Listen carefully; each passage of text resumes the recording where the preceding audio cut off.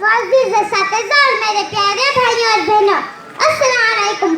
आज मैं रसूल पाक सल्लल्लाहु अलैहि वसल्लम के बारे में चंद बातें बताना चाहती हूँ। गौर फरमाए, हमारे नबी सल्लल्लाहु अलैहि वसल्लम हमेशा सच बोलते थे। सारी जिंदगी में आपकी ज़बान से सच के सिवा कोई बात न निकली। आप सल्लल्लाहु अलैहि वसल्लम से बढ़कर कोई सच्चा नहीं था। काफिर भी आप सल्लल्लाहु अलैहि वसल्लम की सच्चाई को मानते थे और आप सल्लल्लाहु अलैहि वसल्लम को सादिक कहकर पुकारते थे।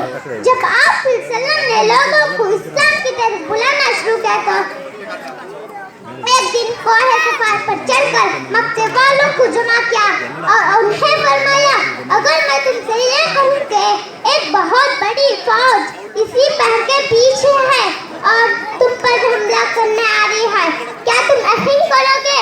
तो सब लोगों ने मिलकर कहा, बेशक हम यकीन करेंगे, क्योंकि हमने तुमको आज तक झूठ बोलते हुए न कभी देखा है और न कभी सुना है, इसलिए हमें चाहिए कि झूठ से बचें। इतना कहकर मैं अपनी छोटी सी तकरीर को खत्म करती हूँ। वाखिर दावाना अनिल हम्दुलिल्लाहि रब्बिल आलमीन। शुक्रिया।